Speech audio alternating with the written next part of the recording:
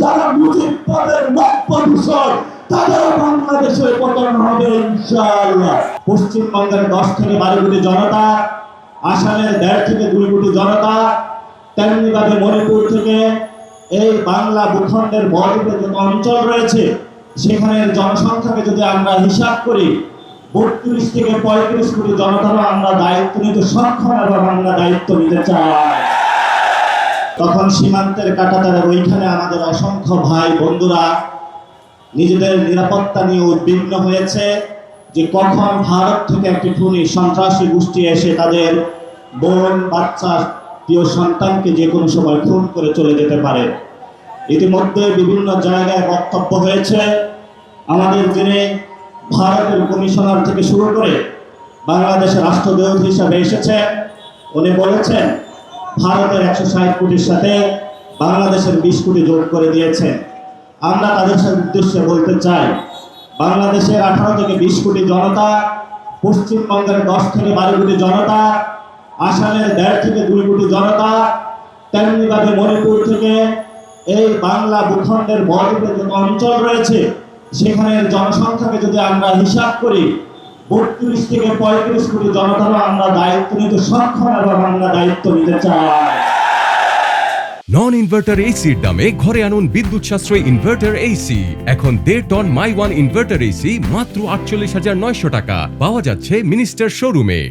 যদি তোমরা আমাদেরকে সেই আকাশ দেখাতে চাও যে অভিন্ন আকাশের স্বপ্ন, সেই অভিন্ন আকাশের স্বপ্ন ভঙ্গ তোমরা করেছো 1947 সালে, যখন আমরা একটি ভারত স্বপ্ন নিয়ে বেঁচেছিলাম যে আমরা ঐক্যবদ্ধভাবে ভারতে একই গঙ্গা একই জলে বসবাস করে একই পানিতে বসবাস করে নিভৃতে এখানে থাকবো।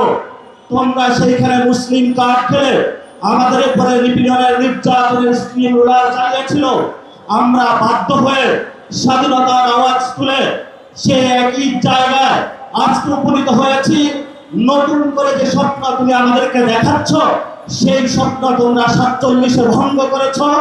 এই যা ইতিহাস চলে গিয়েছে নতুন করে মুসলমান এবং বাংলাদেশ ভারতের সাথে একীভূত হওয়ার যে অখণ্ড ভারতের যে স্বপ্ন, সেই স্বপ্নে আমরা কখনো ঐক্যবদ্ধ হব না।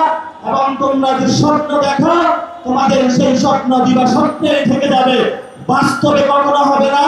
যদি বাস্তবে হওয়া সম্ভব, যেটা আমাদেরকে ভাসানী বলে দিয়েছিলেন, পশ্চিমবঙ্গ আমার, আসামও আমার, মণিপুরও আমার, এই বদ্বীপ পুরোটাই হলো আমাদের। প্রিয় উপস্থিতি, 1947 সালে আমার আপনার যারা বাপদাদা চাচা তারা যুদ্ধে নেমেছিল একটি বৈষম্যহীন বাংলাদেশ গঠনের জন্য, কিন্তু 1971 সালে বাংলাদেশের মুসলমানদের উপরে, বাংলাদেশের মানুষের উপরে সেই বৈষম্যহীন বাংলাদেশ গঠনের পরিবর্তে ভারতের একটি পুতুল সরকার, মুজিববাদী সরকার বাংলাদেশের উপরে আমাদের চাপিয়ে দেওয়া হয়েছিল।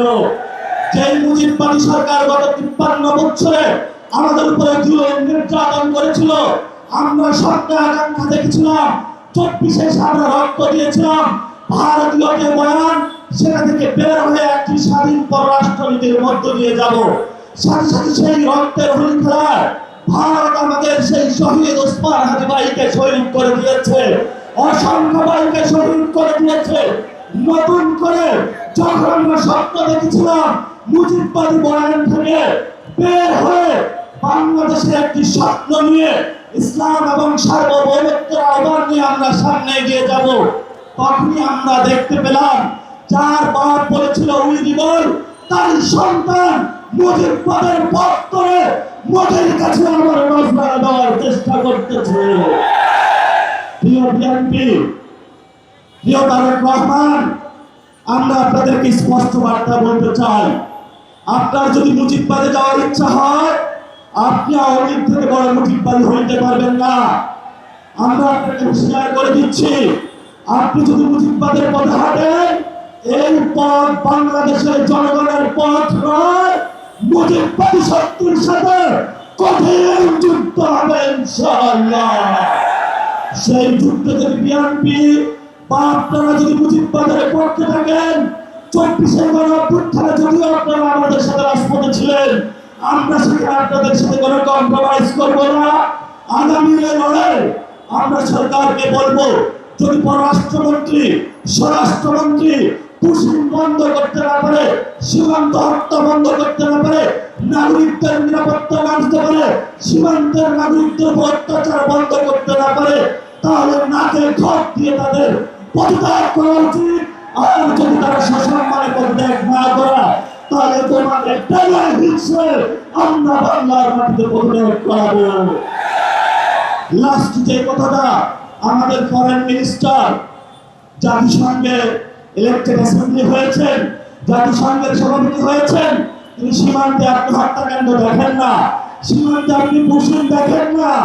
আপনার চোখে শুধু সেখানে কিভাবে ভিন্ন দেশের কলায়ত্তের মধ্য থেকে বাংলাদেশের সার্বভৌমত্ব জলাঞ্জলি দেওয়া যায়, সেই পথে আপনি তারেক রহমানের সাথে হাত মিলিয়েছেন।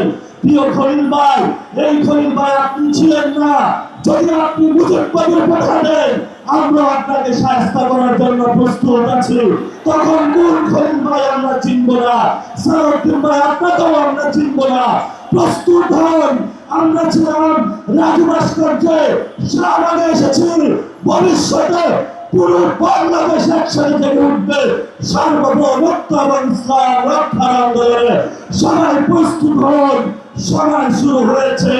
তাগুতের তখ্তে তাগুত পতন হবে, মুজিব পুতুল সরকার বাংলাদেশে পতন হবে, শিলংয়ের সেই ঘেটুপুত্র সালাউদ্দিনের পতন হবে, আমেরিকার পুতুল পুত্র সেই ফরেন মিনিস্টার খলিলের পতন হবে। এদের পরে যারা মুজিববাদের নব্য দূষণ, তাদেরও বাংলাদেশের পতন হবে ইনশাআল্লাহ।